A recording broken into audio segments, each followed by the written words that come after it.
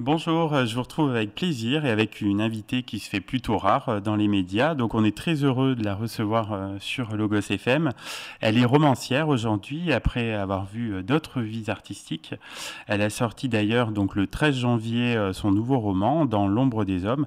Elle va nous en parler. Bonjour Anaïs Jeanneret. Bonjour Stéphane.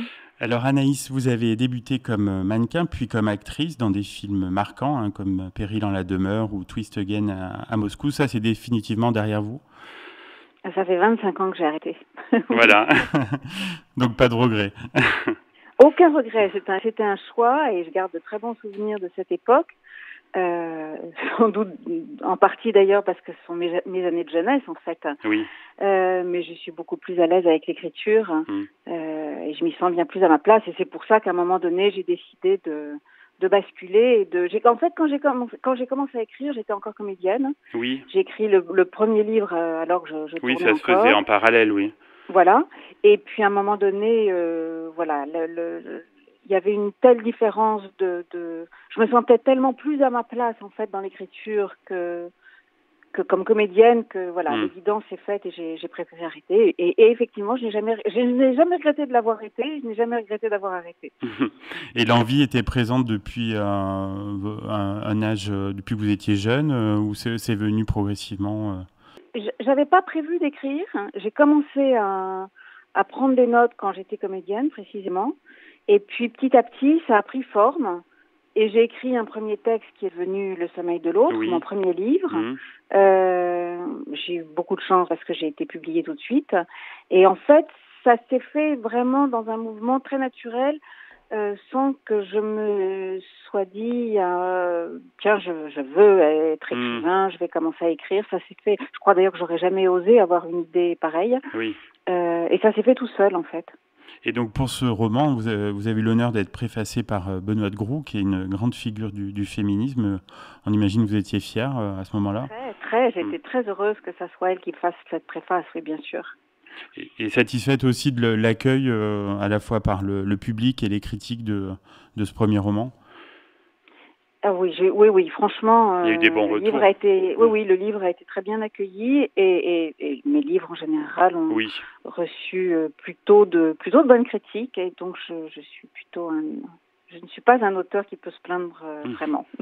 Et donc vous avez eu votre premier prix, donc je crois que c'est en 1993, donc pour le livre Les poupées russes, donc le prix du quartier latin, là aussi un bon moment. Oui, oui, oui, c'était très. Bon, c'est toujours inattendu, surtout pour un second roman. On dit toujours que le second roman c'est une épreuve un petit peu Mm. difficile. Donc oui, donc j'étais très contente. C'est toujours voilà, ça change pas la vie et ça, mais voilà, c'est toujours une forme de reconnaissance qui valide un choix de vie. Mm. Donc c'est bien, oui, bien sûr. Donc en 1999, il y a donc Les yeux cernés. Là, c'est un livre qui a été aussi important dans votre parcours. Oui, oui. D'une certaine façon, ils le sont tous. C'est vrai que j'ai Mm. une tendresse assez particulière pour celui-là, Mm. mais mais bon, de façon différente parce que je crois qu'ils sont tous assez différents. Je les aime, je les aime tous. Oui. Voilà, même si sûrement ils ont leurs petits défauts et voilà, mais on peut pas renier un livre qu'on écrit comme on ne peut Mm. pas, je crois, désavouer un enfant qu'on a eu. C'est à un moment donné, c'est quand même quelque chose de très intime, Oui, c'est sûr. donc Ouais. il faut assumer, Mm. bien sûr. Mm. Donc en 2014, vous recevez le prix François Mauriac de l'Académie française pour La solitude des soirs d'été. Il y a de nombreux lecteurs qui se sont laissés prendre à l'atmosphère pleine de charme et de mélancolie de cet ouvrage. Oui, c'est un livre j'ai mis longtemps à écrire. En fait, je l'ai commencé et puis je me suis arrêtée pour voilà, parce que ma vie était un peu compliquée. Et puis je l'ai repris et oui, en fait, c'est assez amusant parce que au départ, quand j'ai commencé à écrire, je racontais à chaque fois des histoires très différentes. Et puis un jour, et je crois que c'est venu avec ce livre-là, je me suis rendu compte qu'il y avait des sujets qui, indépendamment des histoires et des personnages, traversent chacun des livres. Euh, voilà, qui à chaque fois on retrouve quand même des choses qui tournent autour des non-dits, du silence, de la difficulté à communiquer, et de cette forme de solitude qui n'a rien à voir avec le fait d'être seul ou accompagné, d'être au milieu d'une assemblée ou dans le désert, hein, et que chacun peut ressentir un jour dès lors qu'on est confronté à une difficulté, un chagrin, un échec. Et ça, c'est quelque chose qui m'a toujours beaucoup intéressée et que je retrouve finalement dans à peu près tous mes textes, quoi.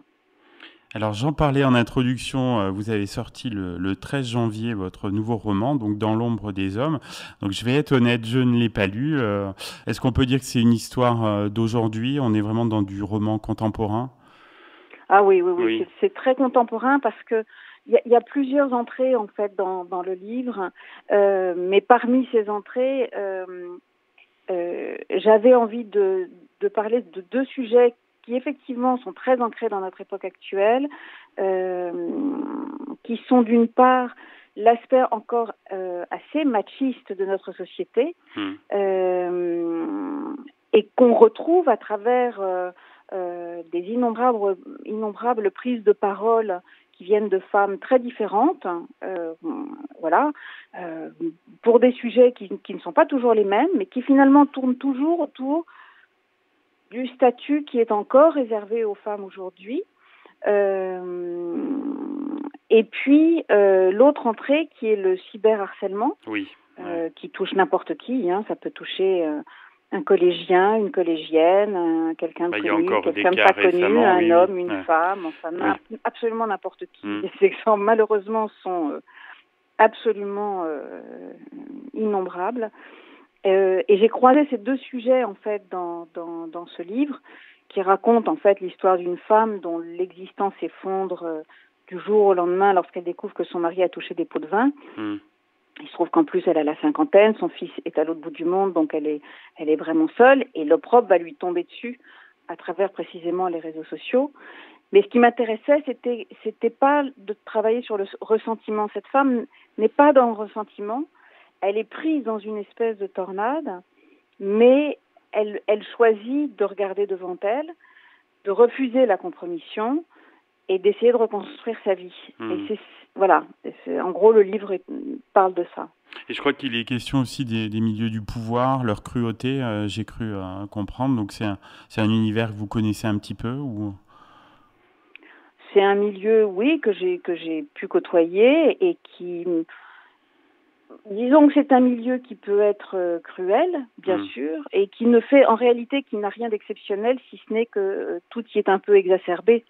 Mais finalement, par exemple, le fait de considérer les femmes à travers leur vie privée, ce qui n'est jamais le cas pour un homme. On ne va jamais considérer un homme à travers sa vie privée. Une femme va être la femme d'eux, un homme n'est jamais l'homme ou le compagnon d'eux. Et ça, vous le retrouvez finalement dans tous les milieux. Alors évidemment, plus vous montez dans des milieux de pouvoir, plus c'est visible. Mais finalement, je pense que si on va dans un tout petit patelin, on va très vite retomber sur des choses qui ressemblent à ça. Oui, c'est à notre niveau, mais oui, tout à fait. Voilà. Alors là, évidemment, c'était intéressant de le placer là, parce que tout y est exacerbé, et donc c'est une espèce de loupe. Donc, d'un point de vue romanesque, c'est évidemment intéressant. Est-ce que vous avez d'autres projets dont vous souhaiteriez nous parler, ou vous vous consacrez donc uniquement à ce nouveau bébé? Écoutez, en fait, ce nouveau bébé, comme vous dites, devait sortir pendant le premier confinement. Mais oui. Mais aucun livre n'est paru à ce moment-là. D'où le report à janvier, et ce qui fait qu'en fait je suis déjà en train d'écrire un nouveau roman. D'accord.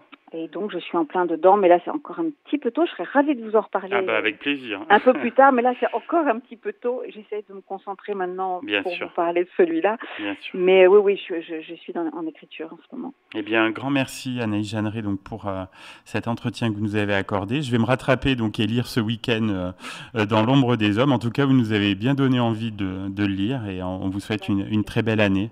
J'en suis ravie, vous aussi, et merci pour votre écoute.